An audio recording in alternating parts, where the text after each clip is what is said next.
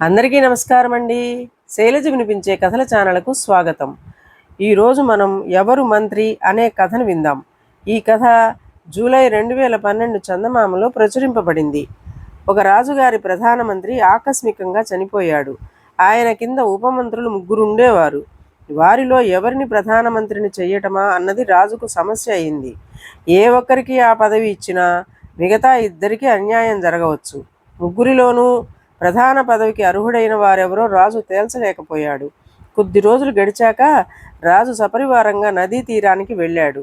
ఆయన వెంట ఉప ప్రధానులు 3 ఉన్నారు. అందరూ నది ఒడ్డున కూర్చుని సరదాగా కాలక్షేపం చేస్తుండగా రాజు నది ఎగువకు చూసి నీటిలో ఏదో కొట్టుకు వస్తున్నది. అదేమిటై ఉంటుంది అన్నాడు ఉపమంత్రులతో. ముగ్గురులో ఒకడు కళ్ళ మీద చేయి పెట్టి పరకాయించి చూసి ఏదో పండులాగుంది అన్నాడు. మరొకడు లేచి నిలబడి అవును మహారాజా, మామిడి పండు అన్నాడు.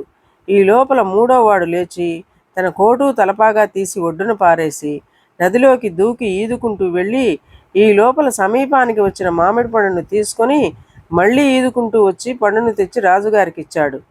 కార్యశూరుడైన ఆ ఉపమంత్రిని రాజు ప్రధానిగా నియమించాడు. ఇదండి కథ.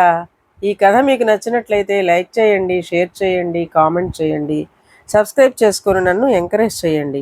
నమస్కారం అండి.